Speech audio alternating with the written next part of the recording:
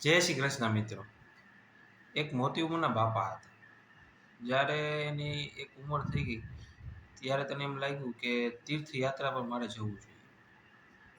તેના 3 દીકરા હતા. તો એના 3 દીકરાને બોલાવીને એને કીધું કે હું જાત્રા ઉપર જાઉં છું, એમાં મારે ઘણો ટાઈમ પણ લાગી જાય, 2 વર્ષ. એટલે 3 દીકરાને એને એક પોટલી ઘઉં આપ્યા, 3 દીકરાને, અને એ જાત્રા ઉપર વયા ગયા. એ બાપાએ એક પોટલી ઘઉં 3 દીકરાને આપી. એના પણ એક રહસ્ય હતું કે એને જોવું હતું કે કયો દીકરો કેટલો ઓલો છે, કે મારી વસ્તુ મેં જીત દીધી એને કઈ રીતે રાખે છે. એટલે પેલા દીકરાએ એમ વિચાર્યું કે બાપા તો હવે દીધા જ રાખે, આ વસ્તુ નકામી તો છે. પેલા દીકરાએ મોતાએ ફેંકી દીધું. બીજો વૈચલા નંબરનો દીકરો, એને એમ લાગ્યું કે બાપા દઈ તો ગયા છે, આને ફેંકાય નહીં, અને સાચવીને પોટલીને સરખી રીતે રાખી મુકાય સારી જગ્યાએ, જ્યાં તમે સાચવી શકે. તેને એક જગ્યાએ મૂકી દીધી કે બાપા આવે ત્યારે દઈ દઈશું, પાછું જેવું આપ્યું છે ને એવું પાછું દઈ દેશે. એને સાચવીને રાખી દીધી પોટલીને. ત્રીજા દીકરાએ એ પોટલીમાં ઘઉં હતા. એને વિચાર્યું કે આપણી પાસે જમીન છે અને થોડીક છે, તો હાલો વાવીએ. એક પોટલી વાવશું તો 2 થાય, 2માંથી 3 થાય. એટલે એને તો વાવ્યું ઘઉં. એમાંથી તો થયા. જેવા ઘઉં થાય એવા પાછા વાવે, જેવા ઘઉં થાય વાવે. એટલે બાપા આવ્યા 2 વર્ષ પછી જાત્રા પૂરી કરી. બાપાએ નિરાંતે 3 દીકરાને બોલાવ્યા.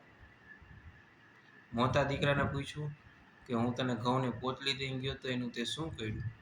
તો પેલા દીકરાએ તો કહી દીધું કે મેં તો તમે જે ઘઉંની પોટલી આપી એ તો મેં ફેંકી દીધી. બરાબર. બીજા દીકરાને પૂછ્યું, જેવી તમે મને ઘઉંની પોટલી દીધી એવી જ પાછી હું તમને દઉં છું, જેવું હતું. એમાં જે ત્રીજો દીકરો હતો ને એ હોશિયાર હતો. તે ભાઈ શું કર્યું? તે દીકરા શું કર્યું? ત્રીજું તો એ દીકરાએ હાલો મારા ભેગા. ત્યારે ગોદાઉનમાં લઈ ગયો. 2 વર્ષમાં એટલું અનાજ થયું ઘઉંનું કે બોરિયું બોરિયું થઈ ગઈ. કે આ તમે જે મને એક પોટલી આપી હતી ને એમાંથી એટલું અનાજ થયું છે. એટલે આના ઉપરથી ઉદાહરણ સાબિત થયું. 3 પ્રકારના દીકરા હોય: કપૂત, પૂત और સપૂત. કપૂત એટલે જે ધન દોલત બાપ દીકરાને હોપીને જાય છે ને એ બધું વેરફી નાખે ને એને કપૂત કહેવાય.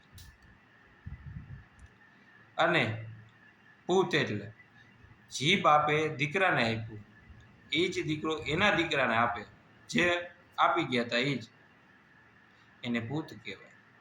અને સપૂત એને કહેવાય કે બાપે થોડુંક આપ્યું હતું અને એમાંથી ઘણું બધું કરીને એના દીકરાને આપે, એને સપૂત કહેવાય.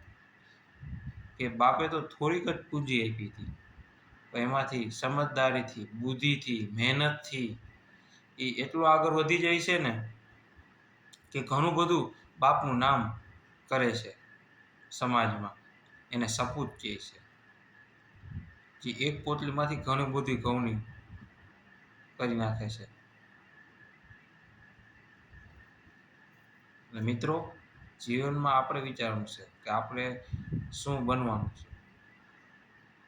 આ ઉદાહરણ ઉપરથી, આ એક નાની વાત ઉપરથી આપણે શીખવા મળે છે કે પપ્પાએ જે આપણે પૂંજી આપી છે, જે મિલકત આપી છે, જે પૈસા આપ્યા છે, બરાબર છે, એમાંથી આપણે શું આપણી બુદ્ધિ અને સમજદારીથી કરવું જોઈએ, કેટલી મિલકતને વધારવું જોઈએ. જોકે હરેક વ્યક્તિને એ જ વિચાર સપૂત થવું જોઈએ કે થોડા પૈસા આપ્યા છે, થોડી મૂડી આપી છે, અને મૂડીને પૈસા ન આપ્યો હોય પણ પિતાએ સારા સંસ્કાર આપ્યા હોય, બરાબર છે, તો એમાંથી નહીં પણ આપણે ક્યાંના ક્યાં પહોંચી જવા દે, ઘણું બધું કરી જવું, એટલે બાપનું નામ રોશન થવું જોઈએ.